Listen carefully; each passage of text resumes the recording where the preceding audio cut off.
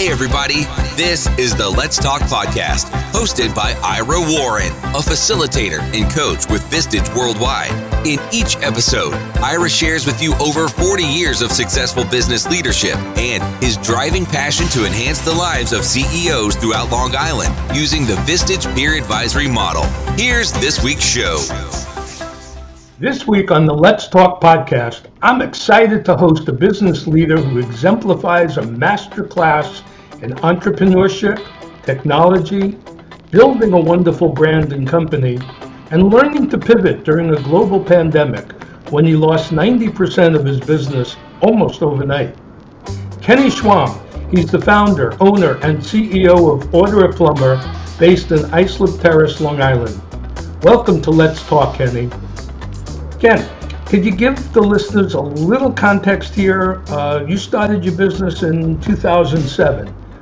Tell us how you got into plumbing in the first place.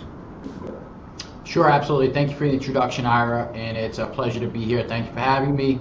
And I got into plumbing at a very young age. I started off in the business, believe it or not, when I was 12 years old. My brother, who is the oldest of my siblings, 18 years older than I am, had gotten into the plumbing business, went out on his own and started his own business. And at the time I was 12, I wanted to, make a couple extra bucks. So I'd asked my mother if she could call him and ask if I could work with him on the weekends.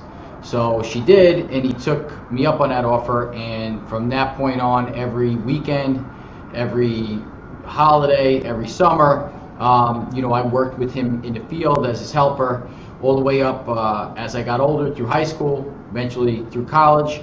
And then when I graduated college, I had come back and continued working for him in the business and learning the trade, learning every position in the company all the way up until 2007, which at that point we decided to split apart.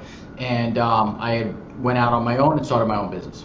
Wow, that's just a great story. When it came time for the, here it was, 2 years ago, and before that, what kind of plumbing were you doing? Were you doing residential or commercial? Where did you have your focus? Yeah, absolutely. So, like I said, working for my brother, he was primarily new construction, residential, commercial, but mostly residential new construction.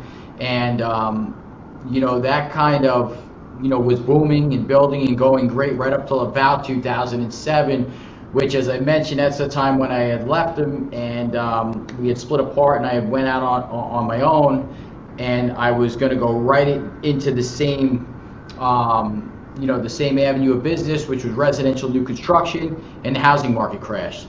So at that time, I started doing some service and repair work.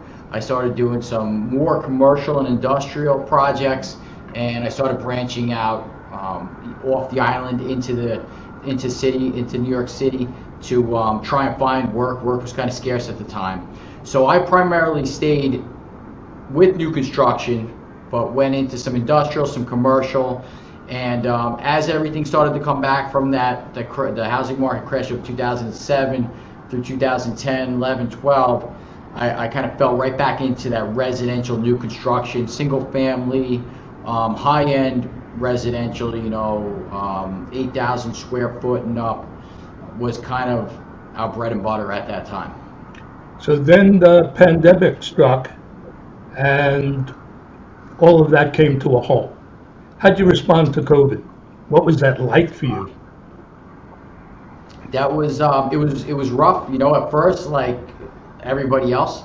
It kind of came in slowly, and you heard that you were listening on the news, and you heard what was happening in other countries, and you didn't really think that it was going to affect us that much. That was about February when it started coming in, and they started, telling people to stay home. They started closing some what they considered non-essential businesses at the time. We were still considered essential.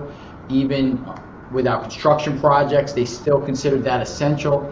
We continued to work on our construction projects, our apartment complex, multifamily projects, all the way through March. And it wasn't, if I remember correctly, midway through March, maybe the end of March, that's when the federal and state governments had come out and they had said that new construction in general was not considered essential unless it was, for building hospitals, infrastructure, or affordable housing. So they kind of really, put labels on exactly what you could be doing. So right there, going into April, around the end of March, it was overnight. It's like somebody just shut the switch off.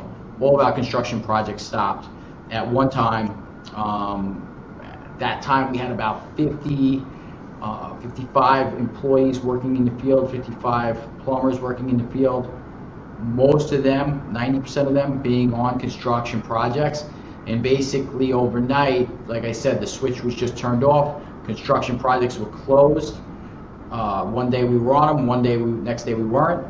And that was it. And that kind of began the scramble and what led into the process of what are we going to do now? Because as soon as they close that project, all those projects, initially we, as a business owner, you don't want to lay anybody off. It's not your first, you're just going to, put down your, put down the weapons and just, stop the fight. You're going to keep going. You want to try to keep everybody busy and everybody working and figure out a way to repurpose, but everything was happening so quick that, one day we were working, one day 90% of my company was no longer there. So there you are, and all of a sudden everything gets shut down. How did you restructure? What did you do? Well, it took a while. Like, it seemed like the world had shut down and everybody just stayed home.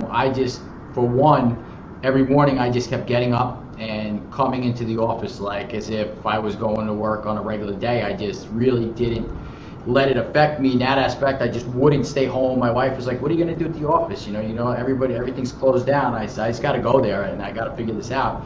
So I would come in, I'd look out my window. My building is located on a major highway. There'd literally be no cars going by. And for the first, what felt like 2 to 3 weeks, just trying to figure out what we could do. The first couple of weeks, trying to figure out, can we do anything with all these employees, all these team members that we no longer have work. The first couple of days, everybody was like, okay, whatever, everybody's going to play their role. People didn't really mind going home for the first couple of days. Nobody knew what was going to happen, how quickly we were going to come back.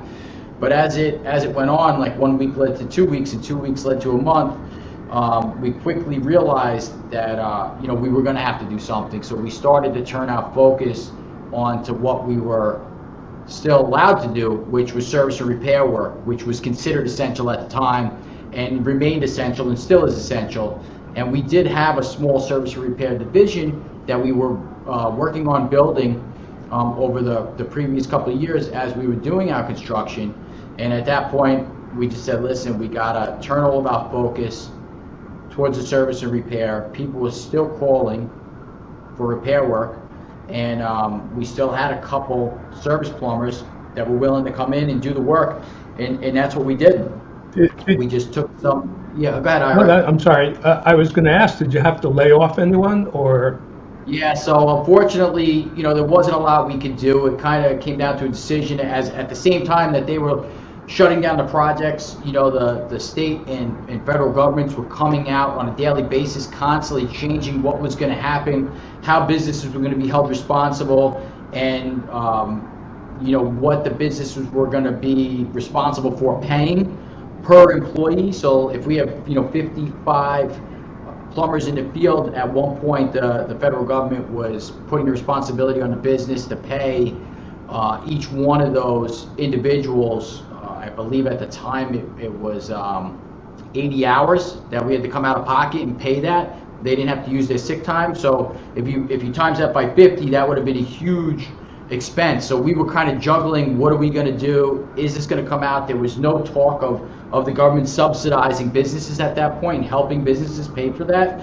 So we ended up having to move forward with the layoffs at that time, and try to keep our service guys, and we kept our some really critical key employees that had been with us for a long time, and we kept them in-house, and we kept we tried to hang on to as many as we could, and that's when we regrouped, and we said, all right, we got to get out there, and we got to start drumming up service and repair work, and that's what we did with a lot of the guys that we kept. I made a phone call, we got lawn signs made up, and I would have guys just drive around all over the island to different towns and villages, and just put lawn signs in the ground everywhere and put them on telephone poles, and really, like, it got to the point where we had littered the island with thousands upon thousands of lawn signs, and I had gotten phone calls from little incorporated villages here and there, telling me I can't put the lawn signs, you can't put the lawn signs on in the village, you can't put them on telephone poles, you can't do this, and I'm just like, guys, listen, we didn't know, we're trying to drum up business, I'm trying to keep everybody busy, and we dealt with it, and then we also took to social media.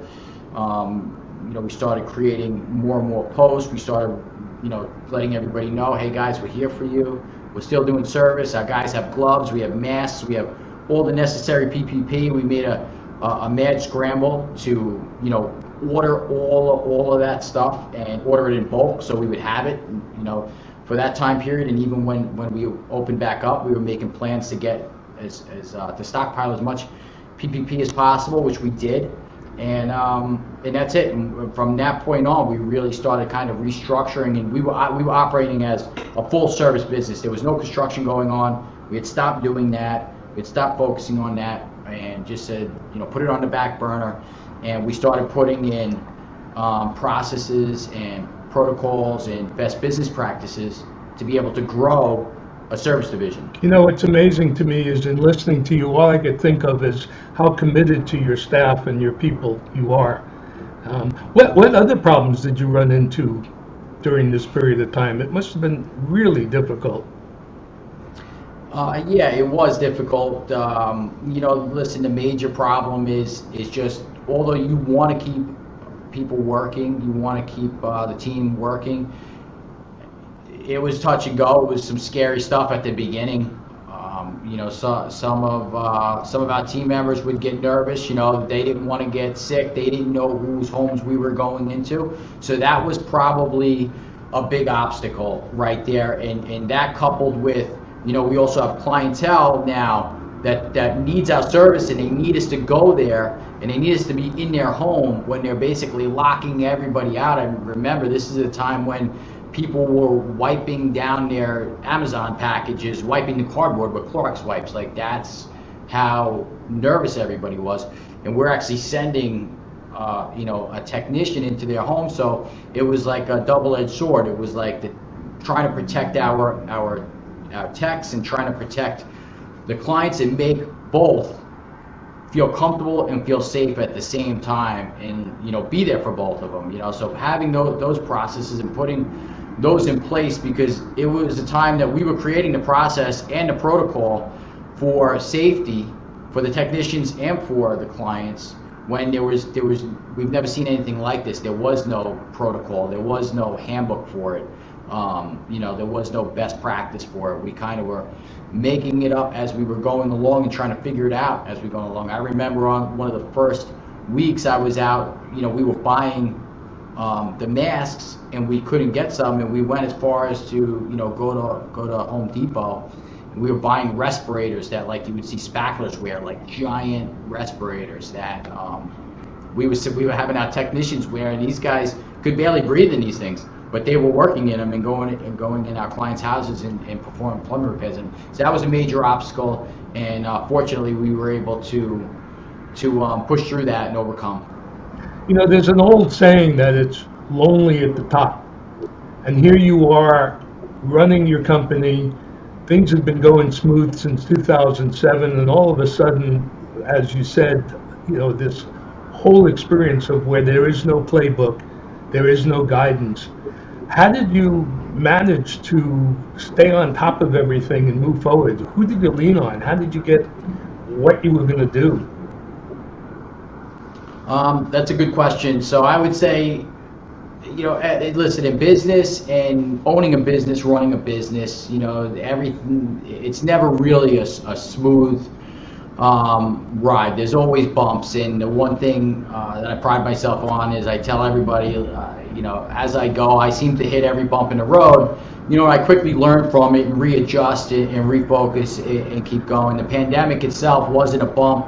It was kind of just like a giant cliff, that everybody was falling off of at the same time. And I remember at the time, the people that I leaned on the most for advice and just to kind of brainstorm and kick around ideas were fellow business owners. I have a lot of friends and my clients as well that own restaurants, and they were greatly impacted immediately. So some of them would actually come by my office and just sit for an hour or two and hang out. What'd you hear? What do you think? What are you doing? What do you think I should do? Especially when it came to stuff like, payroll protection and EIDL funding and stuff. Like, nobody really had a grasp on what was going on.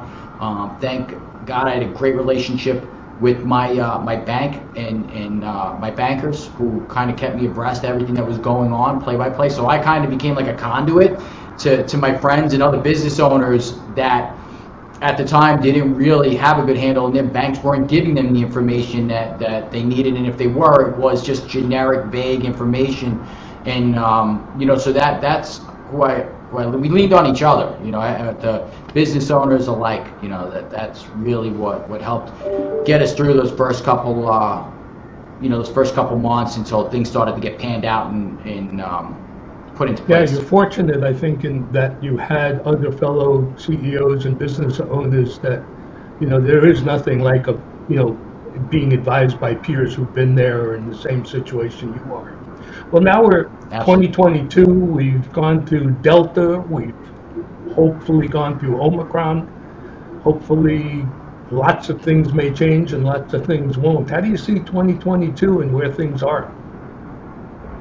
2022, the business is a completely different business than it was when the construction sites got closed down.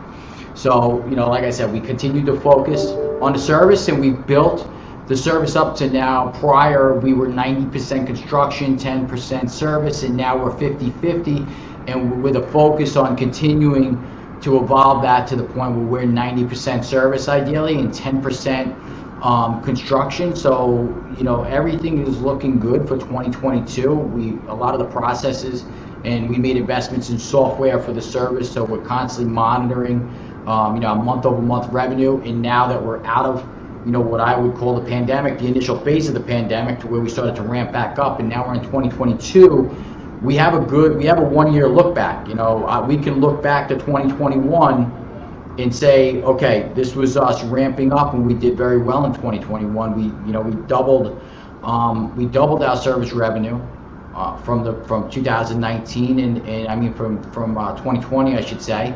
And we're looking this year for 2022, like we had discussed, is we're looking to do a 20% increase this year, and to be able to monitor that, through our software that we invested in, we can monitor on a daily, monthly, and quarterly basis, ultimately leading up to the annual results. So we're looking good, and I'm confident that we're just going to keep on pushing forward and keep on growing the service end of our business.